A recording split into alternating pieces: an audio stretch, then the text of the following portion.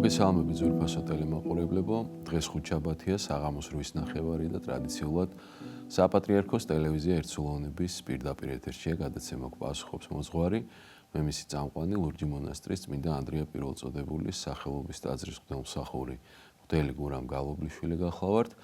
თქვენ შეგიძლიათ დაგვირეკოთ ნომერზე 2 30 15 15 და ასევე საპატრიარქოს ტელევიზია ერთსულოვნების Facebook გვერდზე მოგწეროთ თქვენთვის სასურველი და საინტერესო კითხვები, რომელზეც ჩვენი სტუმარი გაგცემთ პასუხს და რომელიც გახლავთ ვაზის უბანში მდებარე წმინდა 9 ყრმა კოლაელის სახელობის ტაძრის მღვდელმსახური დეკანოზი თომა ცეცხლაძე. მოგესალმებით, მამა თომა. გამარჯობა, მამა. მადლობას მოგახსენეთ მობრძანებისთვის.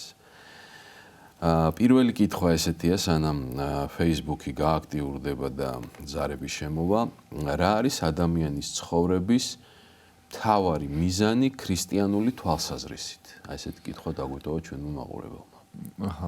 მადლობა მაყურებელს, ეს ბოლო-დაბოლოება ქრისტიანული თვალსაზრისით უკვე თავისუფლად საუბრის საშუალებას გვაძლევს.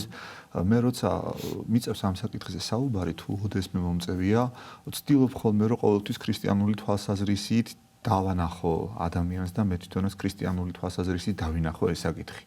ეხლა რისთვისაც ღმერთმა ადამიანი შექმნა, ისა ადამიანის თავარი დანიშნულება ქრისტიანული თვალსაზრისით და რისთვის შექმნა ღმერთმა ადამიანი. შექმნა არა იმისთვის, რომ ღმერთს რაიმე ჭირდებოდა, არა იმისთვის, რომ ღმერთს ადამიანისაგან ანქება, დიდება, მსახურება ჭირდებოდა, არა იმისთვის, რომ თუნდაც ადამიანები დაბერებულიყვნენ, ტკივილი განეცადათ, ან ხორციელად გარდაცვლილიყვნენ. არამედ ღმერთმა ადამიანი შექმნა თავის ხატად და მსგავსად უსაზღრო სიყვარულიდან გამომდინარე. შესაბამისად ადამიანის თავარი დანიშნულება ზუსტად ისაა, იყოს ღვთის ხატი და იყოს ღვთის მსგავსი, გაიცნოს ღმერთი, მიემსგავსოს მას და შეიყვაროს უფალი და შეიყვაროს მოყვასი გულწრფელი სიყვარულით. რეალიზდეს სიყვარულში, მოიყვანოს თავის ცხოვრებაში ცოცხალ მდგომარეობაში სიყვარული როგორც თვისება, სიყვარული როგორც მდგომარეობა. აი თუ ადამიანი ამისკენ მისწრაფვის, მე ყველაფერი თავის ადგილზე ლაგდება. ჩვენ მამაო სასულიერო პირები ვართ და ვიცით ეს რამხელა მნიშვნელობის საკითხია, თუ როგორ უყურებს ადამიანი საკუთარ ცხოვრებას, რას ფიქრობს საკუთარ თავზე, როგორ წარმოუდგენია საკუთარი თავი, როგორ ხედავს საკუთარ თავს, რა მომავალს ხედავს საკუთარ თავში, საერთოდ გაუწევია ადამიანს. აი ამ საკითხებს მართლა ძალიან დიდი მნიშვნელობა აქვს და მადლობა კითხვის გამჟღერებელს თუ დამსმელს, მართლა მნიშვნელოვანი საკითხია.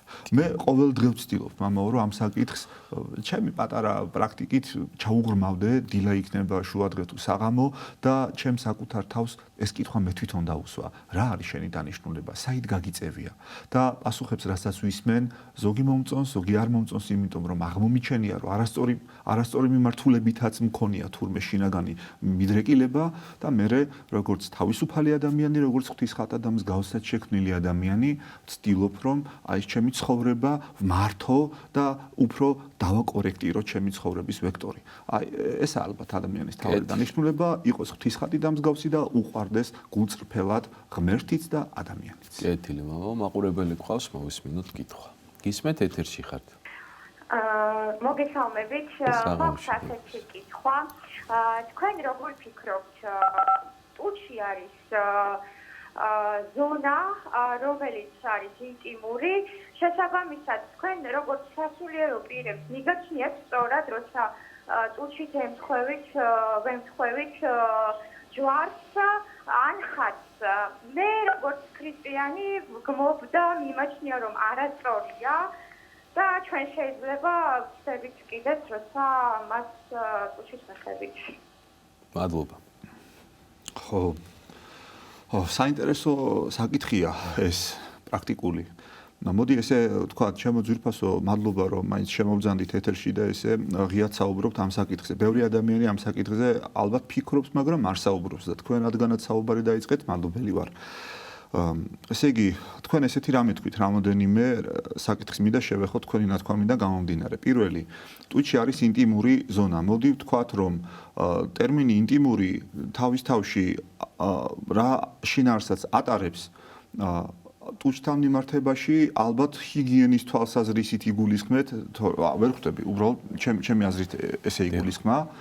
იმიტომ რომ ინტიმური ამბივალენტური ტერმინია, მრავალი განმარტება აქვს, მრავალი შინაარსი აქვს მას და სხვადასხვა გაგებით შეიძლება ამ ტერმინის გაგება და სავარაუდოდ აი ამ გაგებას გულისხმობდა ჰიგიენის თვალსაზრისით დასვა ალბათ ეს კითხვა. პირველი და მეორე თქვენ თქვით რომ როგორც ქრისტიანიო, ანუ თქვენი მოსაზრება პირდაპირ გაიგივეთ ქრისტიანულ სოფხედელობასთან, რაც რაც მიუღებელია ზოგადად, იმიტომ რომ ქრისტიანული სოფხედელობისა და თქვენი მოსაზრების პირდაპირი გაიგივება ამ შემთხვევაში, ამ კონტექსტში კონკრეტულად, აი ამ კონკრეტულ ჭრილში ცოტა მიუღებელია. თან თქვენ თქვით რომ გმობთ როგორც ქრისტიანი აი ამ საკითხს. ანუ ჩვენ არ გვაქვს პირველ რიგში, მოდი კიდე ესეც ვთქვათ, რომ არ გვაქვს უფლება დავგმოთ ესეთი ხედვა, იმიტომ რომ ძალიან ბევრი ადამიანია ქრისტიანი, მათ შორის ჩვენს გარშემო, სასულიერო პირები, მრევლი, რომელიც საკუთარ პატივისცემას გამოხატავს ხატზე ამბორით და შეიძლება ეს მათთვის, მათი ქმედების პირდაპირი გმობა იყოს და გარკვეული გულისკენაც გამოიწვიოს სამართლიანად მათ შორის ადამიანებში. მოდი პირდაპირ ვთქვათ, მე რასაც ვფიქრობ, იმიტომ რომ მე წინააღმდეგობრივი ხედვა არც ერთ საეკლესიო სწავლებაში არ მომისმენია, რომ ბაგეებით ამბორი სიწმინდეთადმი არ შეიძლება. ასეთი რამ არ მინახავს, მართლა არ მინახავს.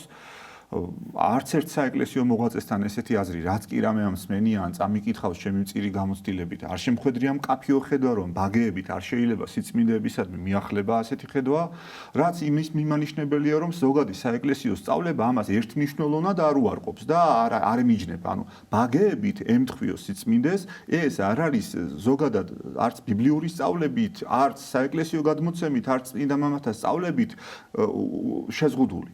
აი სხვანაირად არ მინდა ეხლა უბრალოდ ცოტა მართლა უხერხული საკითხია და მე პირადად ვემთხვევი ბაგეებით სიწმინდეებს და მინახავს სხვა ადამიანებიც რომ ემთხვევიან და მეორე საკითხია რომ ადამიანმა ეს პირადი ჰიგიენა უნდა დაიცვას მათ შორის პირის ღრუს ჰიგიენაც უნდა დაიცვას და ტუჩსაცხი არ უნდა კონდეს და ასე შემდგომ როდესაც სიწმინდეს მიახლებ ეხლა საერთოდ ცალკე რანგის თემა პირად ჰიგიენას ვინ როგორ იცავს ზოგ საშუალება შეიძლება არ კონდეს ჭყალებში ეს სიტყვა რა თქმა უნდა რაღაცა ვერ მოიწეს რიგოს პირის ღრუ ისე როგორც შეიძლება ფინანსებს უკავშირდება ყველაფერი და რაღაც ვერ გაწვდა მაგრამ ზოგად ჭრილში ხო ყველა შეუძლია რა პირადი ჰიგიენის დაცვა და შესაბამისად თუ ადამიანს ჰიგიენა დაცული აქვს და პირი არა აქვს ტუჩები არა აქვს რაღაც ცხიმით დაფარული და საჭმელი როჭამა ხელპირი თუ არ დაუბანია ხა ესე სიწმინდეს არ უნდა მიახლოს ეგ შეურაცხყოფა იქნება ამ ჭრილში თუ გამიხილავთ მაგრამ ის რომ ბაგეებით ემთხვიოს ადამიანის სიწმინდეს და ამით ან ადამიანის მხრიდან გამოიხატოს შეურაცხყოფა სიწმინდისადმი თავისთავად ამ ფაქტის გამო ან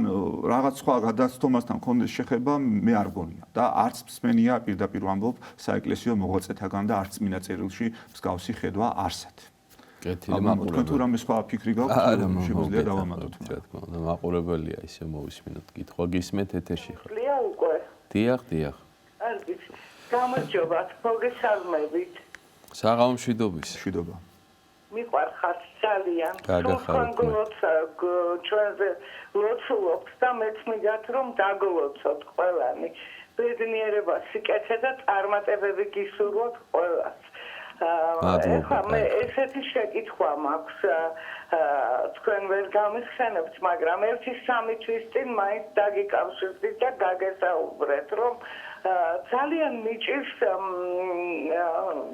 მუზეუმის არჩევა, ხომ გესმით? შვილი მყავს მე გარდაცვლილი, ჩემი ჯანმრთელობის გამო ვერ ვესწრები, ვერც წირვებს, ვერც ჩემი ქალიშვილები კი პანაშვიდს წირვას უკვეთავენ და უხდიან ყველაფერს. მეც ეკლესიებში რა თქმა უნდა გარკვეული მცირე ხნით შევდივარ ვანთებს, ანთლებს, მაგრამ გაჩერების დიდი ხნით არ მაქვს ჩემი ჯანმრთელობიდან გამომდინარე და შეკითხვა მაქვს ესეთი სახლში კი ძალიან ბევრს ვლოცულობ სულ კითხულობ სალმუნებს უკვე იმდენად მივეჩვე ამ სალმუნების კითხვას რომ უკვე 6 საათში კითხულობ 150 ფსალმუნს ვკითხულობ დილით, ვკითხულობ შუაღამის, ვკითხულობ ხან დაჩოქილი, ხან მუხლის მოდრეკით, რა ვიცი, ეს ყველაფერს ვაკეთებ, მაგრამ მინდა ახსარება და მინდა ზიარება, ძალიან მინდა.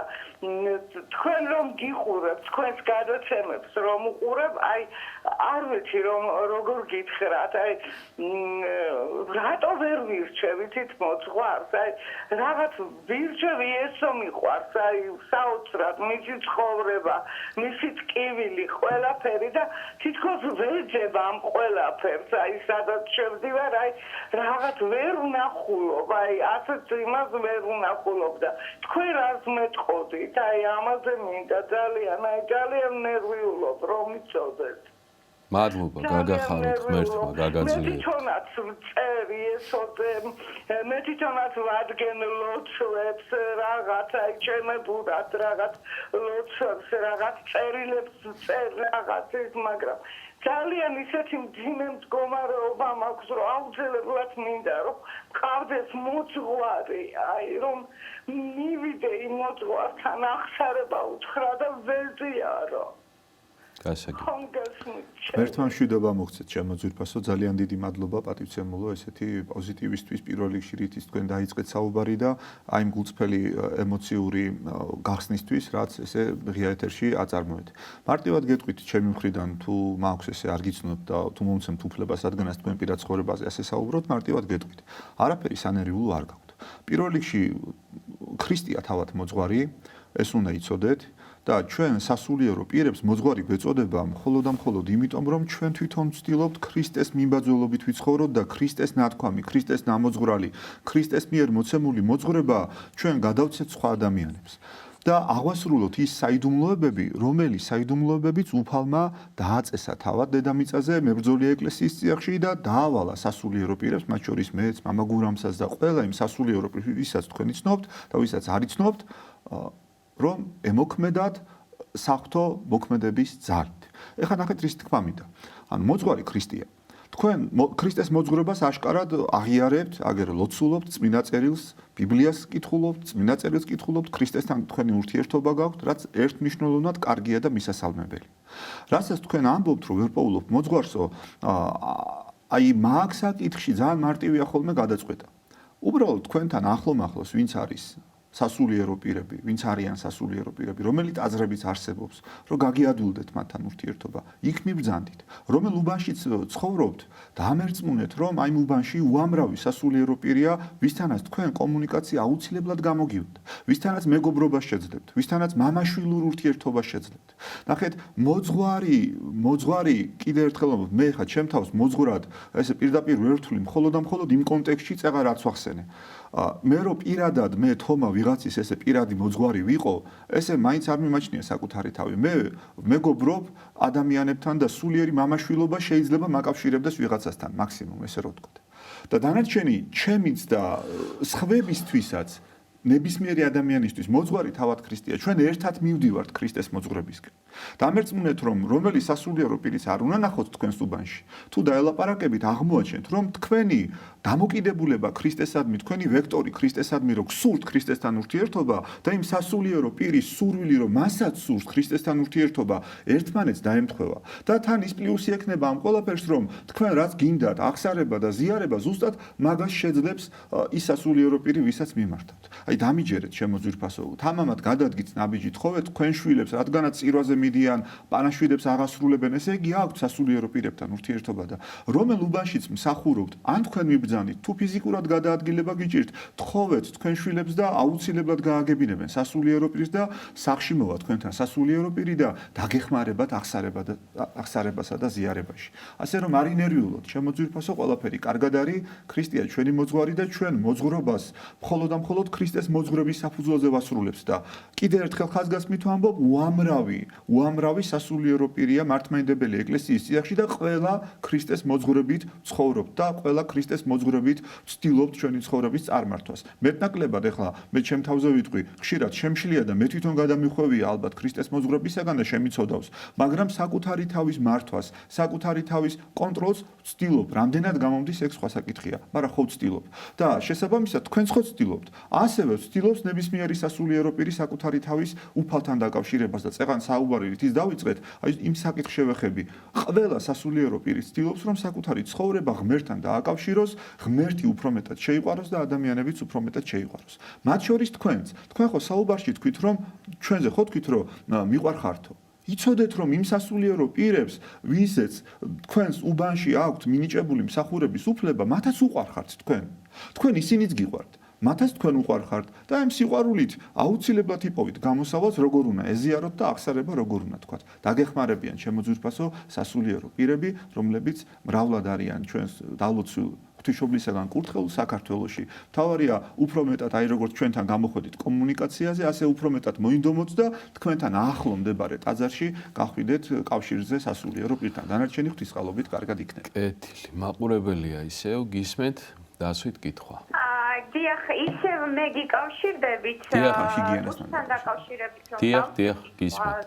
ძალიან კარგად მოვისმინე პასუხი და მინდა გითხრათ რომ ზუსტად ინტიმური ზონა ვიგულისხმე და რატომღაც თქვენ ყოველთვის სასულიერო პირები ახსენებთ ხოლმე წმინდა მამებს, მაგრამ ქრისტე გავიტყდებათ.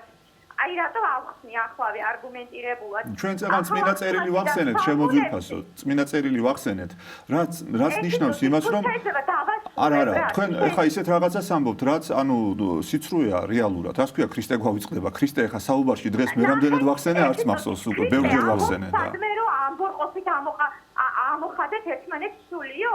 თქვენ როგორ ფიქრობთ? როცა თქვენ ახალგაზრდას ეტყვით, რომ დასავლეთისგან სულს და ამბორყოფებს ნუ აიღებთო, თქვენ კი ჩრდილოეთიდან იღებთ ამბორყოფას, იმუშად ქცევად და თქვენ ეკლესიაში ქრისტეს სახლში, ეკლესია ხო ქრისტეს სახლს განასახიერებს, ანუ ქრისტეს სახლია და მანდ არ შეიძლება ამბორყოფით ამოვხადოთ ერთმანეთი.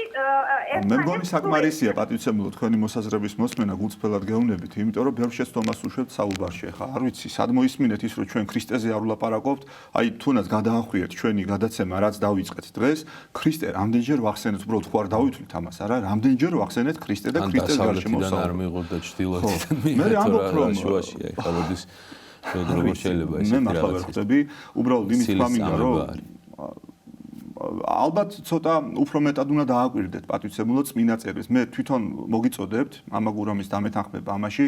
აი ხა თქვენ რაც ისაუბრეთ, ეგ ყველაფერი საერთოდ არ წერია წმინდა წერილში. თუ წმინდა წერილზე ვისაუბრებთ. აი არ წერია არაფერი. წმინდა წერილში არ წერია რომ ამბორი არის შეურაცხყოფა. ხო ამბობთ რომ ქრისტეს ნათქვამს უნდა დავეყრდნოთ. მაშინ ქრისტე იტყოდა, სადაც თქვა რომ არ კლა, არ იმრუშო, არ განიკითხო და ასე შემდგომ იქვე იტყოდა რომ არ ეამბოროთ სიწმინდეს. თუ ეს ესეთი მნიშვნელობის საკითხია, ამას ქრისტე აუცილებლად გვეტყოდა. და რადგანაც ქრისტე მესაკითხი წმინდა წერილზე დაყრდნობით ვლაპარაკობთ, ეხლა ეს სამე მაგალითი მაჩვენეთ, მუხლი მაჩვენეთ, სადაც აი ეს საკითხი არის ასე განხილული, რომ ამბორის ყოფა არის პრობლემა და არ შეიძლება სიწმინდის მიახლება ამბორით. და მაშინვე გავჩუმდებია. ზუსტად ქრისტეს ნათქვამიდან გამომდინარე და წმინდა წერილის სწავლებიდან გამომდინარე, ის წმინდა მამები კიდე თქვენ ისე თქვით, წეღარ რო წმინდა მამებს ახსენებთო. ხალხო, წმინდა მამები არიან ის ადამიანები, ეს უბრალოდ ან ზოგჯერ წმინდა მამებს ისიც როგორ განიხილავენ, აი მამაო შენდობას ვითხოვე, ეს ხაზი უნდა გაუსვა ამ საკითხს რა. ზოგჯერ წმინდა მამები გონიათ ადამიანები, ვინც ესე მარტო მუხლის ჩოქად განან და ვსიო, იმის იქეთ არაფერს აკეთებენ. წმინდა მამები საღვთისმეტყველო განათლება შემოძვირფასებო იმ ხელა იყო, რომ ჩვენ არს დაგვესიზმრება. წმინდა მამები, რომელიც გინდა ყველაზე ესე ცნობილი თქვა, ბასილი დიდი ავიღოთ, ხო, რომლის ლიტურგიაც აღესრულება, გრიგოლ ნოსელი ავიღოთ, ახლა უფრო ღრმად კიდევ იოანე ოქროპირი ავიღოთ. შეადარეთ მათი განათლება თანამედროვე საგანმანათლებლო სივრცეში გამორჩეულ განათლებულ ადამიანებს და მიხვდებით რომ არა თუ თანატოლნი არამედ უმეტესწილად მათ ზოგადი განათლებითაც თუნდაც აღმატებულნი იყვნენ. ანუ წმინდა მამებზე საუბრის დროს რაღაც ესე აუგად და ზერელეთ მოხსენიება მათი არის შეურაცხყოფელი, იმიტომ რომ ეს ხალხი უგანათლებულესი ადამიანები იყვნენ. იცოდნენ ენები იმ დროისთვის, თუ კი რაიმე მეცნიერება არსებობდა, ყველა მეცნიერების მიმართულებას, ყველა სამეცნიერო დარგს ასე თუ ისე იცნობდნენ. ძალიან განათლებული ხალხი იყო წმინდა მამები. და როდესაც ჩვენ ვლაპარაკობთ რომ წმინდა მამამ ესა და ეს თქვა, ეს ისიც რას ნიშნავს? ეს ნიშნავს არა იმას რომ ვიღაცა მუხლით ჩოქა იყო, მაინც და მაინც დაჩოქილი და გამოეცხადა რაღაცა და თქვა, თუმცა ეგეც მოიაზრება. და ესეთი შემთხვევებიც არსებობს ეკლესიაში, თქვათ, ხო? მაგრამ ნახეთ, უმეტესი წილი საეკლესიო ნაშრომებისა, უმეტესი წილი საეკლესიო არა აქვს ამას მნიშვნელობა, წერილობითი წყარო იქნება თუ მე ზეპირსიტყვიერად მათი ნათქვამი სხვა ვიღაცამ ჩაწერა. ყველა ესეთი შემთხვევა იყო განათლებულ ადამიანებთან დაკავშირებული, პირდაპირ განათლებულ ადამიანებთან დაკავშირებული. და როდესაც ჩვენ წმინდა მამებზე აუგავთ, საუბრობთ, ჩვენ მათ განათლებას ვაყენებთ შეურაცხყოფას. იმ შრომას ვაყენებთ შეურაცხყოფას, რაც მათ ცხოვრებაში გაიარეს. მე ვინ ვარ? მე ჩემი ცხოვრების ახლა რომ დავფიქრდები ხოლმე ხანდახან 39 წლის ვარ ახლა, ხვდები 40 წლის წელს. აი ამ 40 წლის განმავლობაში, რამდენი საათი მაქვს გატარებული განათლების მიღებაში, რამდენი საათი მაქვს გატარებული წმინდა წერილის შესწავლაში, რამდენი საათი მაქვს გატარებული სამეცნიერო მიმართულებით შრომაში, რომ ვაკვირდები, აღმოვაჩენ ხოლმე რომ ძალიან ცოტა მაქვს დახარჯული, ძალიან ცოტა. და როგორ შეიძლება მე ახლა ავდგე და რომელიმე წმინდა მამას მივაყენო შეურაცხყოფა, თუნდაც თანამედროვე დიდ მეცნიერს მივაყენო შეურაცხყოფა და მათი აზრი ესე უგად მოვიხსენიო. ჩვენ მინიმუმ ხო პატივისცემა უნდა შეიძლება არ ვეთანხმებოდეს რაღაც ხედვაში, ჩემო ძვირფასო. ეს ჩვეულებრივი ამბავია, ყველა ადამიანს შეიძლება თავისი აზრი ჰქონდეს. ყველა ადამიანს შეიძლება თავისი ინდივიდუალური ხედვა ჰქონდეს ამა თუ იმ საკითხზე. აი ახლა ამ ჭიქაზე რო დავსვათ, კითხვა ელემენტარულია, ჭიქა აღწერეო, სავსეა თუ ცარიელი, ზოგი როგორ აღწერ, ზოგი მოკლედ თუ არ ჩავღრმავდეთ ამ საკითხს. და ეს იმას კი არ ნიშნავს, რომ ვიღაცასთან პირდაპირ პოლემიკაში უნდა შევიდეთ. მე უბრალოდ თქვენ მოგიწოდებთ, რომ ამ დიდი მოღვაწეების, დიდი მეცნიერების, დიდი განათლებული ადამიანების ღვაწლს ესე ერთი ხელმოსმით, უგულებელყოფთ. წმინდა მამებს ვეყრდნობით როგორც მეცნიერებს, ჩემო ძვირფასებო, როგორც მეცნიერებს ისე ვეყრდნობით. შეუძლებელი ადამიანმა ერთ სიცოცხლეში 100 წელიც რომ იცოცხლოს და 150 წელიც რომ იცოცხლოს, მთელი მეცნიერება შექმნას გამორიცხულია. მეცნიერება შრეობრივად იზრდება, ცოდნა შრეობრივია. დააკვირდით ამას. ერთი მეცნიერი რაღაცას აღმოაჩენს და გამოიკვლევს და ეს გამოკვლევები და ეს წყაროები უკვე შემდგომი თაობებისთვის ხდება დასაყრდენი ახალი კვლევებისთვის, ხომ ასია? თეოლოგიაშიც ასია. ერთი ადამიანი როგორ შეძლებს წმინდა წერილის იმ დონეზე შესწავლას, რომ ყველა კითხვაზე პასუხი ჰქონდეს, გამორიცხულია, მით უმეტეს როცა ბიბლიაზე ვლაპარაკობთ, მით უმეტეს როდესაც თეოლოგიაზე ვლაპარაკობთ, ეს უზარმაზარი ცოდნის ოკეანეა, იმხელა სივრცეა, ჩემო ძვირფასო, რომ ესე მარტივი არ არის. ეს იცით ეს ხედვა საიდან მოდის? უფრო პროტესტანტული იდეებიდან მოდის, წმინდა წერილის ზედელად, აი ეს რაღაც მუხლებს რო დაიზეპირებენ, აი იქედან გამომდინარე მოდის, რომ ადამიანი დაждდება რაღაც 100-ოდე მუხს ან 200-ოდე მუხს დაიზეპირებს, ეგრევე ხალხმა ვეფხისტყაოსანიც იცოდა ზეპირად. დაიზეპირებს 100-ოდე მუხს და შემდგომ კონკრეტული ტექსტური შინაარსიდან ამოგლეჯილად ან კონტექსტიდან ამოგლეჯილად ხან იქედან მოატრიალებს, ხან იქედან მიატრიალებს და თან მართლმადიდებლურ სამყაროში ზეპირობა მაინც არაა მიღებული, ანუ თუ იმეს დააზეპირდება, ხო?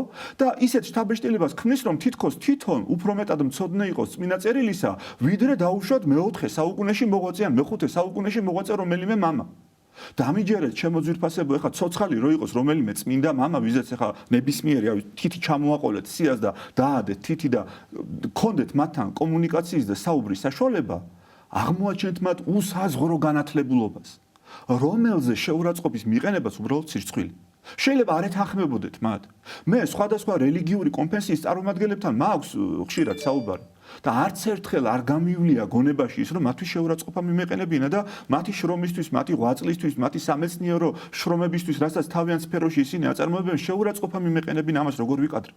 არ შეიძლება ქრისტიანები ვიყოთ გამკითხველები ესე ადვილად სხვების, არ შეიძლება. ჩვენ ხო იმით დავიწყეთ საუბარი, ერთმანეთი უნდა გვიყვარდეს, ღმერთი უნდა გვიყვარდეს. და თუ ჩვენ ერთმანეთს არ შევიყვარებთ, თუ ჩვენ ესე ჩასაფრებულის პოზიციიდან დაველაპარაკებით ერთმანეთს, მაშინ ჩვენ დავკარგავთ საერთოდ ქრისტიანობას. აქ არ ჩრდილოეთია რამე კავშირში, არც დასავლეთი ან სადმე გინახავთ, რომ ან ჩრდილოეთი ან დასავლეთი ესე ამ კონტექსტში, მით უმეტეს ამბორის კონტექსტში, რომელიმე ღვთელს ოდესმე გამწირვაზე ოდესმე გინახავთ. ერთადერთი დასავლეთი და აღმოსავლეთი გამოიყენებენ მსახურების დროს, ნათლობის დროს დაუშვათ დასავლეთისკენ და აღმოსავლეთისკენ რა უნდა ვიყო და ტრაპეზი აღმოსავლეთისკენა. ჩრდილოეთი საერთოდ ხსენებაშიც კი არ არის თეოლოგიაში ამ კონტექსტში ახლა რასაც თქვენ გულისხმობთ. ასე რომ ჩემო ძვირფასო, მე მოგიწოდებთ, რომ მართლა წმინდა წერილის შესწავლით დაინტერესდეთ და აშკარად დაინტერესებული ხართ თქვენ თეოლოგიური საკითხებით გეტყობათ, იმიტომ რომ რაღაცას აგიკითხავთ დარწმუნებული ვარ და იგრძნობა თქვენ საუბარში, ოღონდ გირჩევთ, რომ მართლმადიდებლური კონტექსტით გაიაზროთ ეს ყველაფერი და ცოდნა გაიღრმაოთ. ნახეთ, ესეთი გამოთქმა არსებობს, რომ მეცნიერების პირველი ყლუპი ადამიანში ხშირად ათეიზმს აყალიბებსო, ხოლო მეცნიერების ჭიქის ფსკერზე ბოლო ყლუპს რომ შესვამ, იქ ღმერთი დახვდებაო. ესეთი გამოთქმა ერთ-ერთმა მეცნიერმა თქვა სამწუხაროდ ნიკირება არ შემიძლია ვინ თქვა, მაგრამ გამახსენდა ამ კონტექსტში და მართლა ესეა. რაღაცას რო იწყებს ადამიანი თავიდან, სხვანაირად გონია. უფრო შეიძლება მარტივი ან რთული ან ისეთი ან ასეთი ან სხვანაირად გონია და სიღრმეებში როცა ჩადიხარ, ცოდნას რომ უფრო იღრმავებ, გამოცდილება რომ გემატება, მერე უფრო მეტად აშკარა ხდება გარკვეული საკითხები და შენ თვითონვე იცვლები ადამიანი, იმიტომ რომ იზდები სულიერად, იზდები სიყვარულში, იზდები ცოდნაში. და ამას გისურვებ თქვენ შემოძვირფასო. ჩემ თავსაც ამას უსურვებ, რავი, ყველა ქრისტიანს ამას უსურვებ და ყველა ადამიანს ამას უსურვებ. კი ბატონო. რაც შეეხება ამ ბორს, აი ჩემს აზრს ვიტყვი ორიოდე სიტყვით, ამ ბორში ცუდი არაფერი არ არის, გამოიხატება სიყვარული ამ ამბორით, პატივისცემა და სიყვარულის გამოხატულებაა და მასში არაფერია ბილწი. ბილწი შეიძლება იყოს ადამიანში, მისი გულის თქმა და თუ როგორი ამბორება და რა გვარი არის მისი ამბორი, აი ეს უნდა განსაზღვროს თვითონ ადამიანმა, თორე ხატების ამბორით გამოიხატება მათი დიდება, პატივისცემა და სიყვარული. გავაგრძელოთ ჩვენი კითხვები. გიორგი გვწევს ესეთ კითხვას, ზიარების გარეშე ვერავინ ცხონდებაო? ხო, ვერ ცხონდება. ანუ ზიარება რასაც ნიშნავს თავის თავში. თქვენ თუ მხოლოდ საეკლესიო მსახურება ზიარებას გულისხმობთ, ჩვენ საეკლესიო ცხოვრებიდან, წმინდათა ცხოვრებიდან მათ შორის შეიძლება მოვიყვანოთ მაგალითი, რომ ადამიანი არ ზიარებულა, მაგრამ ცხონდა. ანუ ფიზიკურად რომ კოვზით, ანუ ქრისტეს სისხლსა და ხორცს რომ არ ზიარებულა და ცხონდა. ეგ არის გამონაკლისი შემთხვევები, უიშვიათესი შემთხვევები. ნახეთ, თვითონ სიტყვა ზიარება რას ნიშნავს? ხშირად ამას უყურებენ ხოლმე არასწორად. ზიარება ნიშნავს შეერთებას. ნახეთ, ცხონება არის ქრისტესთან ერთად მყოფობა.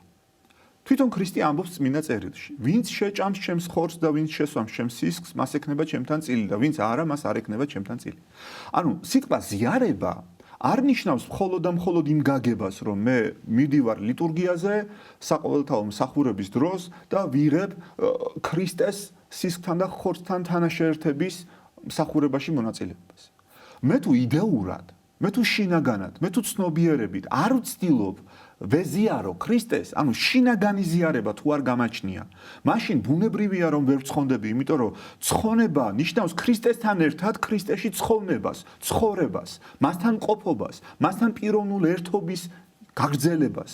და მე თუ შინაგანადვე ქრისტესთან არ მაქვს ეს ერთობა, შინაგანად არ მაქვს სურვილი ქრისტეს გაუგო, მისი სწავლება ჩემად ვაქციო, მისი მსოფლმხედველობა ჩემს მსოფლმხედველობასთან შევაზაო და სინერგია შევქმნა. ეს თუ არ მაქვს, შეიძლება მთელი ბარძიმი შევჭამო ადამიანმა, პირდაპირ ვამბობ და ჩემში ზიარება არ შედგეს. ეგრე იუდა ეზიარა გარეგნულად, მაგრამ მასში შინაგანი ზიარება რომ არ მიდიოდა, იმიტომაც ვერ ცხონდა. ნახეთ, საკითხი ესე დგას. ფიზიკურად უნდა ეზიაროს, რა თქმა უნდა, ადამიანი. მათ შორის მამაოს დავეთანხმები, ამბორი ხო გამოხატულებაა სიყვარულის. ჩვენი ზიარება ხორციელებრივი გამოხატულებაა ქრისტესადმი სიყვარულისა და მასთან ერთობის. და შინაგანი ერთობა უნდა არსებობდეს. თუ გარეგნულია მხოლოდ ეს პრობლემა, აი დაუშვათ, რავი, იგივე ამბორი ავიღოს. თუ მხოლოდ გარეგნულია ეს ამბორი, ესეც იუდას ამბორი იქნება, რომ გარეგნულად ამბორა, მაგრამ შინაგანად გასცა. და თუ შინაგანად ერთობაა, თუ შინაგანი ერთობაა პიროვნებასთან, მაშინ ეს ამბორი წმინდა. თუ შინაგანი პატივისცემაა სიწმინდისადმი, ესეც ამბორი უკვე წმინდა. მიხვდით ხო? გარეგნულ ფორმებს კი არა აქვს მნიშვნელობა, მაინც და მაინც. გარეგნული ფორმების მნიშვნელობა განისაზღვრება შინაგანი მდგომარეობებით. აი, ესაა ძალიან მნიშვნელოვანი და მათ შორის ზიარებაზეც ესეა შემოძვირფასო საკითხი. ეზიარეთ აუცილებლად ქრისტეს სისხლსა და ხორცს და ეცადეთ რომ მხოლოდ გარეგნული კი არ იყოს, არამედ შინაგანი პიროვნული ერთობა, ანუ ზიარება გქონდეთ ჩვენს უფალ იესო ქრისტესთან. კეთილი, სამყარო არაფრისგან როგორ შექმნა ღმერთმაო? ღმერთმა სამყარო არაფრისგან შექმნა. ნახეთ, არაფერი ესეც მრავალმნიშვნელობითი ტერმინია შემოძვირფასებო. არაფერი არამატერიალური იგულისხმება. არაფერი ის, რასაც ჩვენ მასალად აღვიქვამთ. ღმერთმა სამყარო შექმნა თავისი ნებით, თავისი მოქმედებით. და შესაბამისად მას არ ჭირდებოდა რაიმე მასალა, რომელსაც გადაამუშავებდა და ისი ააგებდა სამყაროს. ნებისმიერი სამყარო სიტყვა გეუბნება, ეს არის მყარი. ის რაც შემყარდა. ძალიან ბევრი საეკლესიო მოღვაწე, ბევრი თეოლოგიური, ფილოსოფიური ნაშრომის ავტორი იყენებს ტერმინ მყარს. მყარი ხო ნახავთ თქვენ წმინდა წერილშიც არის მყარი გამოყენებული. სხვადასხვა გაგება აქვს ამ ტერმინსაც, ბუნებრივია ესეც არ არის ერთმნიშვნელოვანი ტერმინი, მაგრამ ახლა იმ გაგებით ვეცდები წარმოგიჩინოთ რა გაგებაც უფრო მეტად ალბათ თანამედროვე ადამიანისთვის გასაგები იქნება. ეს რატო არის მყარი? იმიტომ რომ ეს არის ენერგიის, ანუ გარკვეული მოქმედების შენადები. ეს რომ დაიშლება ნივთიერებებად. ნივთიერებები დაიშლება მოლეკულებად, მოლეკულები დაიშლება შემადგენელ ატომებად, მარტივად ვამბობთ ამას. ატომები დაიშლება სუბატომურ ნაწილაკებად. სუბატომური ნაწილაკები დაიშლება კვარკებად, ლეპტონებად. მერე მიდიხარ, მიხვდით ხო რასაც ვამბობ, ამას რო არ ჩავშალოთ ახლა ეს. და საბოლოო ჯამში რა ხდება? საბოლოო ჯამში მივდივართ რაღაც ზღვარზე, ჰიგსის ბოზონის თეორია, ხო გახსოვთ, აი რამდენიმე წლის წინათ მთელი ამბავი იყო ატეხილი, რომ ეგრეთ წოდებული ღვთაებრივი ნაწილაკი, ანუ ჰიგსის ბოზონი აღმოაჩინეს მეცნიერულად დადასტურდა. ანუ შემაწებებელია და ენერგიამ რომ მასის ფორმა მიიღოს და შემკრივდეს და მარტივად რო ახსნა დაახლოებით აი მაგას აკეთებს ჰიგსის ბოზონი. ანუ რატო ეძახიან ღვთაებრივ ნაწილაკს მაგას? იმიტომ რომ ეს ენერგია რომელიც მოქმედება n არის თავსართი, რაც ნიშნავს ში. n არის ში თავსართი. ergos არის ქმედება. ენერგია სიტყვა სიტყვით ენერგია ნიშნავს ქმედებაში, ანუ მოქმედებაში. საღვთო ძალა რომ მოქმედებს, ეგ არის ენერგია უკვე. მიხვდით? და მარტო ენერგია კი არა საჭირო ამისთვის. აუცილებელია ინფორმაციაც. ანუ მარტო ენერგიით ჩვენ ვერ მივიღებთ მყარ მატერიას, ვერ მივიღებთ. აუცილებელია ინფორმაცია, რომელიც ამ ენერგიის გარკვეულ ფორმაციას განაპირობებს. მარტივად ხსნი რომ გასაგები იყოს ფართო მასებისთვის. ეხლა ნახეთ რა ხდება. როცა ჩვენ ლაპარაკობთ რომ ღმერთმა არაფრისაგან შექმნა სამყარო, ეს ზუსტად ესეა. არაფერი იყო სამყაროს შექმნამდე. საერთოდ არაფერი, არც სივრცე, არც დრო, არაფერი არ იყო, საერთოდ არაფერი. არც მით უმეტეს არანაირი მყარი. მხოლოდ ღმერთი იყო და მხოლოდ ყოვლადწმინდა სამების ზრახვა ერთმანეთში და სიყვარული განუსაზღვრელი ერთმანეთში. რის გამოც ისათნოა ღმერთმა ინება და მოქმედებად გამოავლინა თავისი ძალა, ანუ მოქმედებაში შექმნა მატერიის პირველ საფუძვლები, შექმნა ელემენტარული როგორ აღიხსნათ ენერგია, რომელიც მე ელემენტარულ ნაწილაკებად გარდაიქმნა და ასე შემდგომ მივიღეთ უკვე ნივთიერებები და ეს სამყარო რომელსაც ჩვენ უყურებთ. მიხვდით ხო რის თქმაც მინდა შემოძვირფასო. ასე რომ ღმერთმა იმისათვის რომ ეს მყარი შეექმნა, იმოქმედა საკუთარი ცოდნით, საკუთარი სურვილით და აი ამგვარად მისი მოქმედება, მისი სურვილი, მისი ინფორმაცია და მოქმედება გადაიქცა მატერიად. მარტივად არის ეს ამბავი. და ეგრე არის და რომ მატერია ენერგიისაგან შედგება და თან არა ქაოტური ენერგიისაგან, არამედ ინფორმაციის გარკვეულ მატრიცაზე დაფუძნებული ინფორმაციის გარკვეულ წესებზე დაფუძნებული ენერგიებისაგან შედგება, ამის ნათელი დადასტურებაა თანამედროვე ნებისმიერი თეორიული ფიზიკის მიღწევა და შრომა ალბათ მე ესე უყურებ, ელემენტარული ატომური ბომბი ყველა ჯვარიგვწვერია რო არსებობს და მასის დეფექტი რო არსებობს და რომ შესაძლებელია თქვა ნივთიერების ანიჰილაცია მათ შორის, არა? ეს ზუსტად ამ თეორიებს ადასტურებს. ასე რომ ღმერთმა მართლა არაფრისგან შექმნა სამყარო, არაფერი ისეთისაგან, რაც მატერიად იწოდება, შექმნა სამყარო. ამ ეტაპზე და ამ სივრცისთვის გონი ალბათ ამ კითხვას ამ უწურავად უპასუხეთ ჯერჯერობით. კი ბატონო, გიორგი წერს ესეთ კითხვას, როგორ ვიგრძნოთ უფლის არსებობა?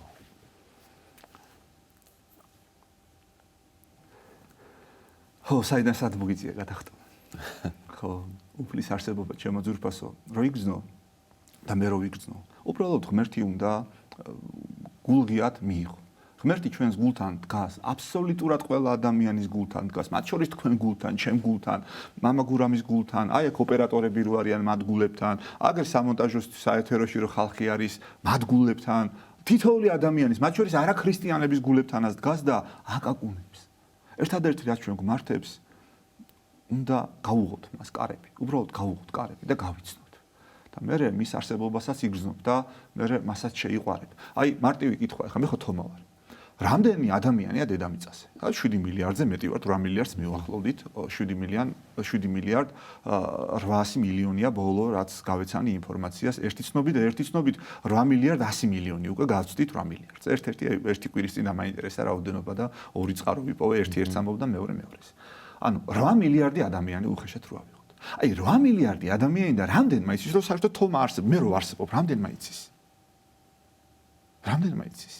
ძალიან ცოტა. ცოტა, რა თქმა უნდა. აი, პროცენტებში რა გადაიყვანო გაგეცინება. ანუ გინდა არსებულ ხარ და გინდა არ არსებულ ხარ, იმ ჭკვამდეც მიხვალ, რა ვიცი, ამდენი ადამიანიდან თუ საერთოდ არც კი იცის, ამდენმა და რომ მე ვარსებობ და მხოლოდ ძალიან ცოტა მიცის რომ მე ვარსებობ, გინ ვარსებულ ვარ, მაშინ და გინდა. ანუ ხანდახან ესეთი განცდა შეიძლება ადამიანს დაეუფლოს.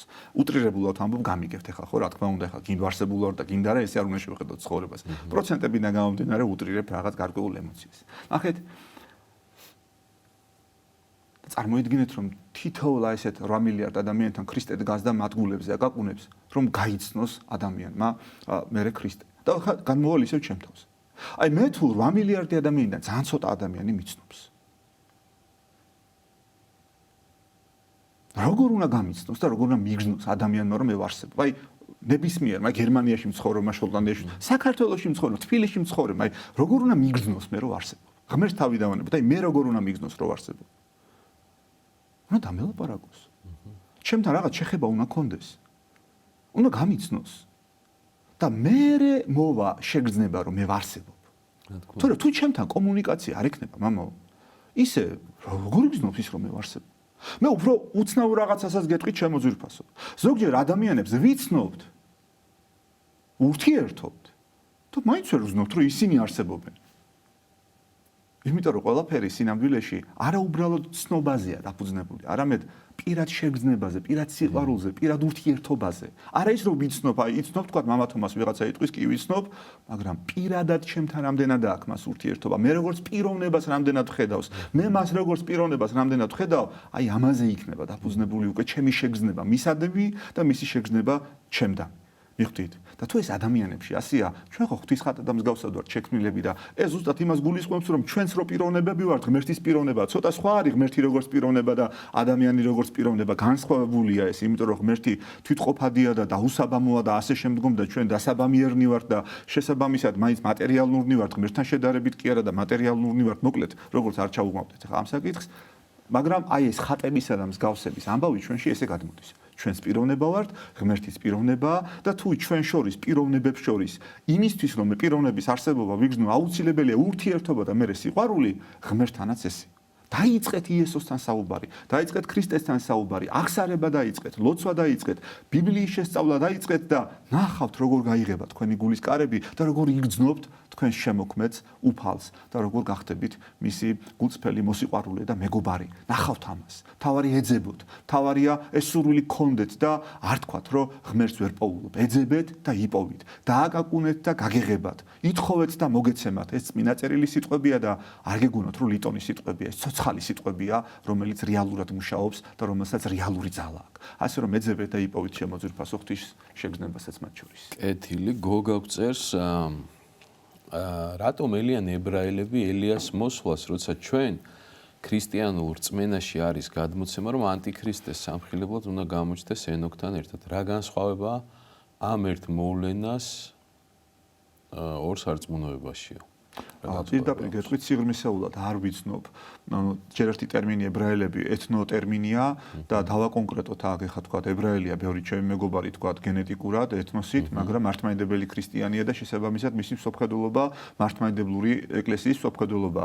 მოციქულებიც ებრაელები იყვნენ, გენეტიკურად და ქრისტიანობას ქადაგებდნენ, ანუ ეს დასაკონკრეტებელია. ებრაელებში ვის გულისხმობთ, ხო?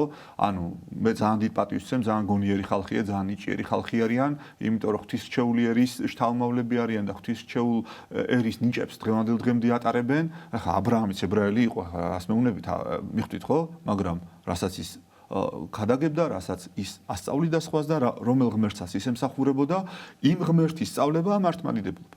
ამიტომ თუ რომელიმე ადამიანის ცნობიერებაში მართლმადიდებლური სწავლებისაგან განსხვავებული ხედვა არსებობს, ეს არ უნდა შეფასდეს ეთნო ჯგუფის ჭრილში.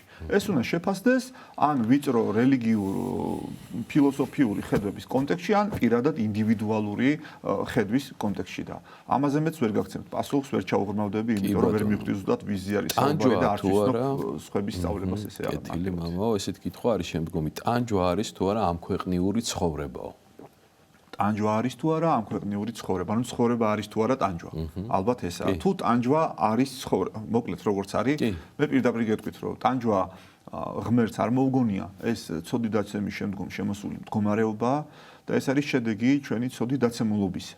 და შესაბამისად ამ ქვეყნიური, ამ ჩვენი ცხოვრებისეული შემადგენელი ნაწილი გახდა მას შემდგომ, რაც ადამიანი ზოგადად, ანუ კაცობრიობა ცოდვის შემცნობი გახდა და ცოდვაში მყოფობა დაიწყო ადამიანმა. ტანჯვა ამის შედეგი. და ღმერთი ჩვენ გვპირდება, რომ ამ ნებისმიერი ტანჯვისაგან გაგვათავისუფლებს და გვათავისუფლებს კიდეც, მას შემდგომ იქნება სრულყოფილი ეს გათავისუფლება, რაც იქნება ახალი ცადა, როცა იქნება ახალი ცადა, ახალი მიწა. ანუ საყოველთაო განკითხვის შემდგომ, მეორედ მოსვლის შემდგომ. იქამდე კი იმ რეალობაში გვიწევს ცხოვრება, რა რეალობაში ჩვენ ვიყოფებით და ღმერთი ზუსტად იმიტომ მოვიდა ადამიანად, იმიტომ განკაცდა, ესე ცოტა ისეთი ნათქვამია, ღმერთი ადამიანად მოვიდა, მაგრამ ნუ გასაგებია ალბათ საზოგადოების წინაშე, ღმერთი იმიტომ განკაცდა, რომ ადამიანისთვის მიეცა განხრთობის საშუალება. და განხრთობა ეს არის მდგომარეობა, როცა ადამიანი ამ ტანჯვებისგანაც თავისუფლდება მათ შორის.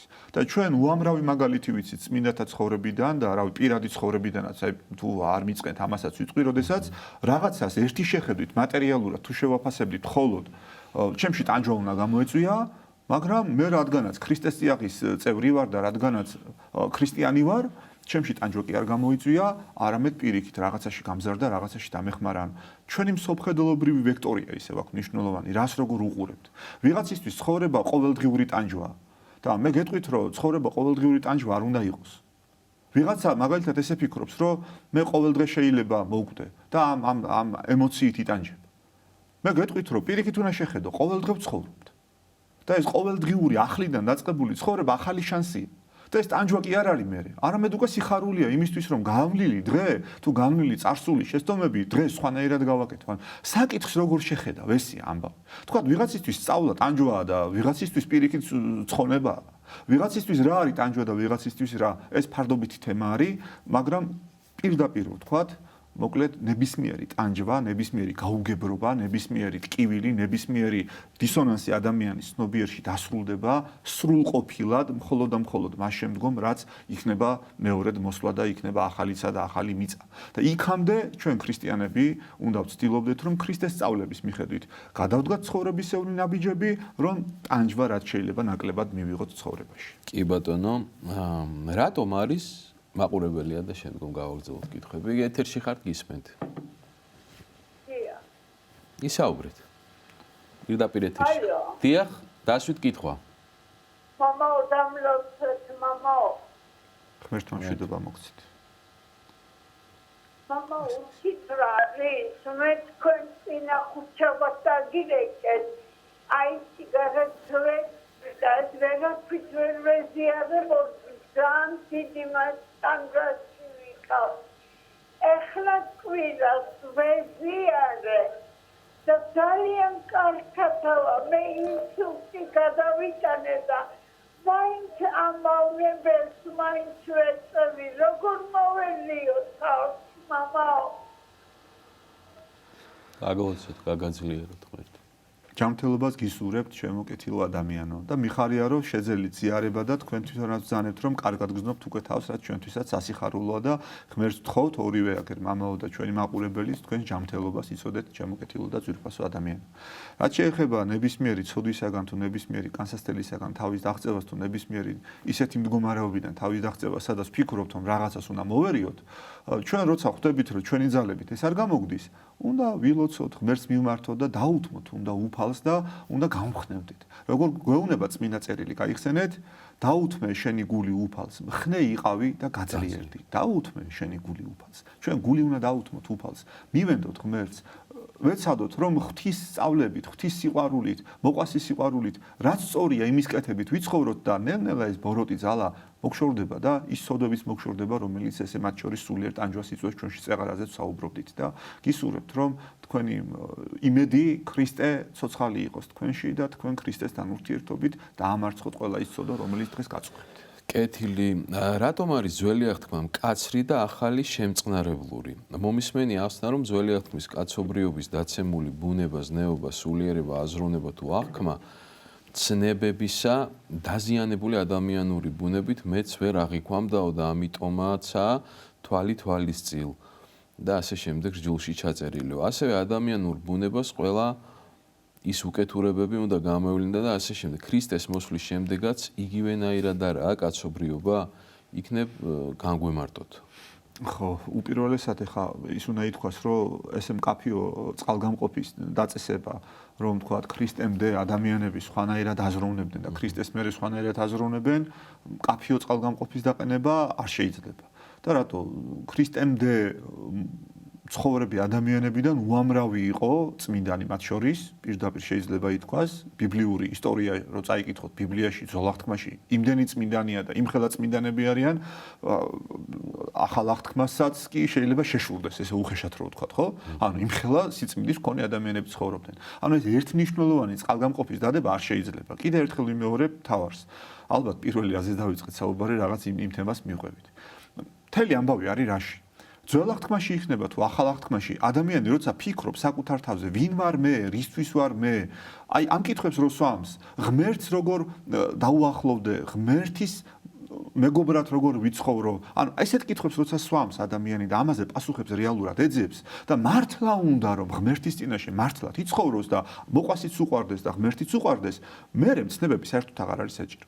ანუ მცნებებზე იყო აქცენტი დასმული, რატო არის თქვა ძველ აღთქმაში უფრო მკაცრი მცნებები და ახალ აღთქმაში უფრო სუსტი მცნებები ჭყალებში ესე მეც გამიგია ეს მოსაზრება. სინამდვილეში ესე კი არა რომ რაღაცა მკაცრია და რაღაცა ნაკლებად მკაცრია.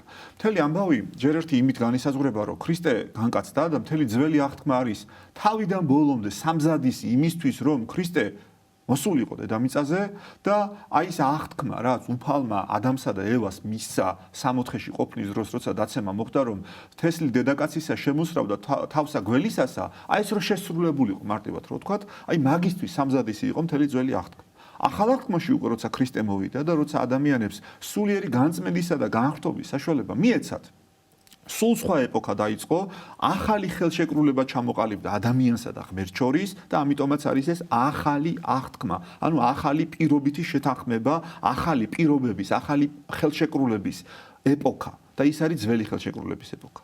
ოღონდ იმ კონტექსტში წეღარ რაზეც თქვენ საუბრობდით, მკაფიო წყალგამყოფის დაყენება არ შეიძლება. უბრალოდ მოცემულობები შეიცვალა.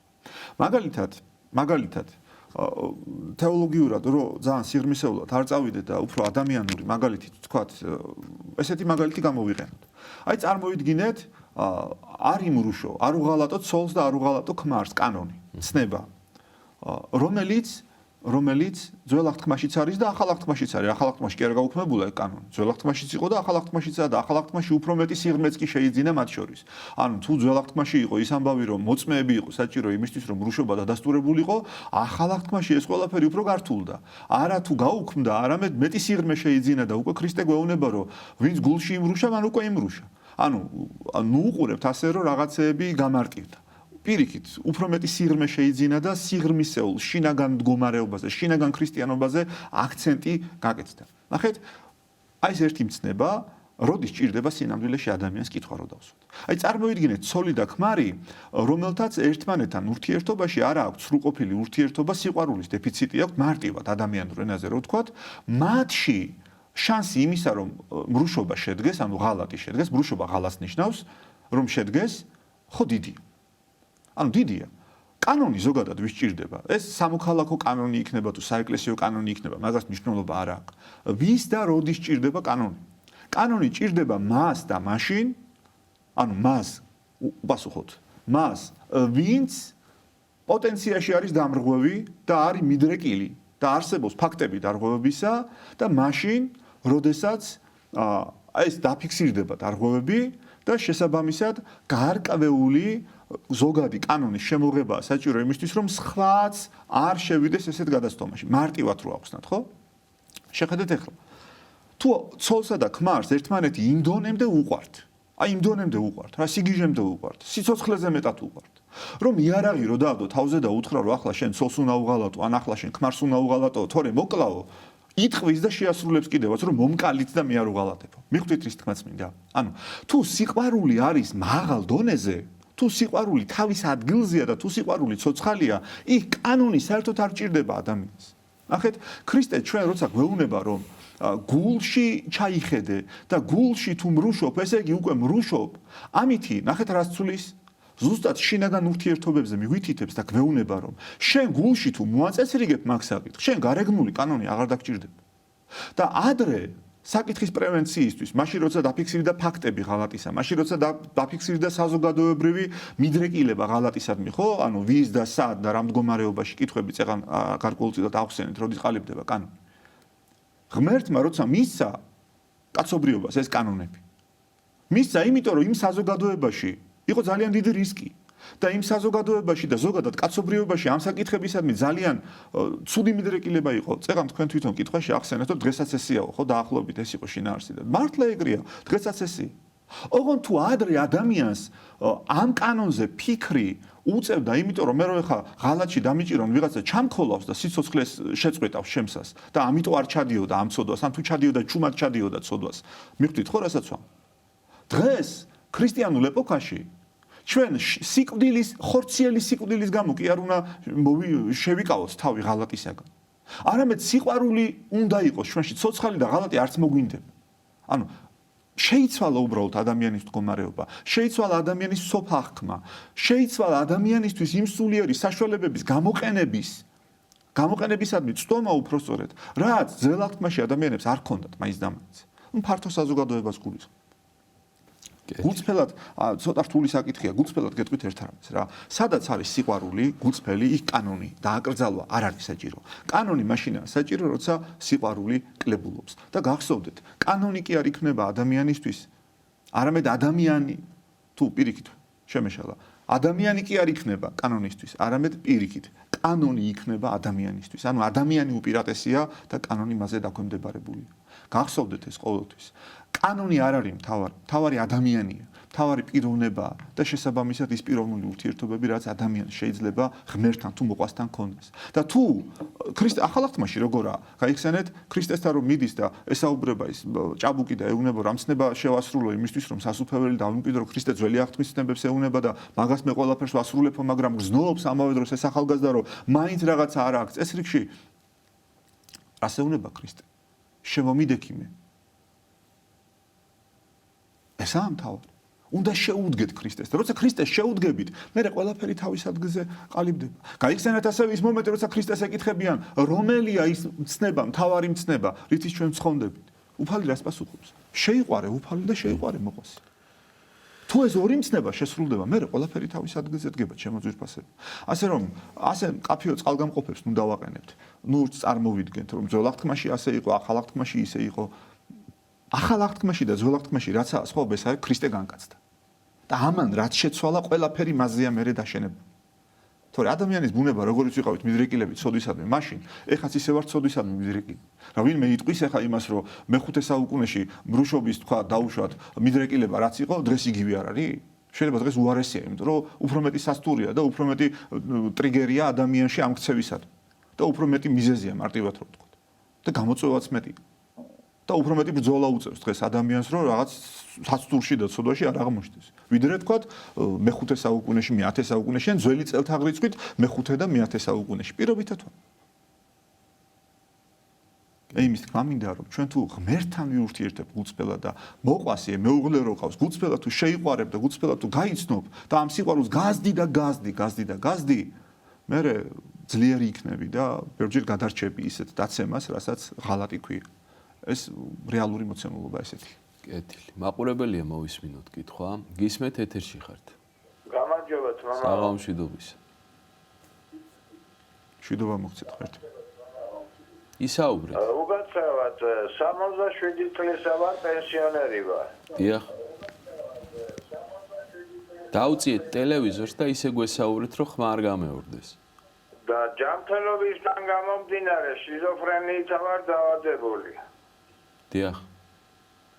და ყოველ დღე, ყოველ შაბათ-კვირას ვერ დავდივარ ეკლესიაში, თვითონ ისულტომაც დამარტყა და გადავრჩიე. დიახ. ხო და სწორად ხო არ მეთვლება რომ ვერ დავდივარ შაბათ-კვირას ეკლესიაში. მადლობა, გაიხარეთ. ჯანმრთელობას გისურვებთ თქვენს პატივცემულო, ჩემო კეთილო და ძვირფასო ადამიანო. ეცადეთ, რომ სამ კვირაში ერთხელ, თვეში ერთხელ მაინც შეძლოთ ზიარება.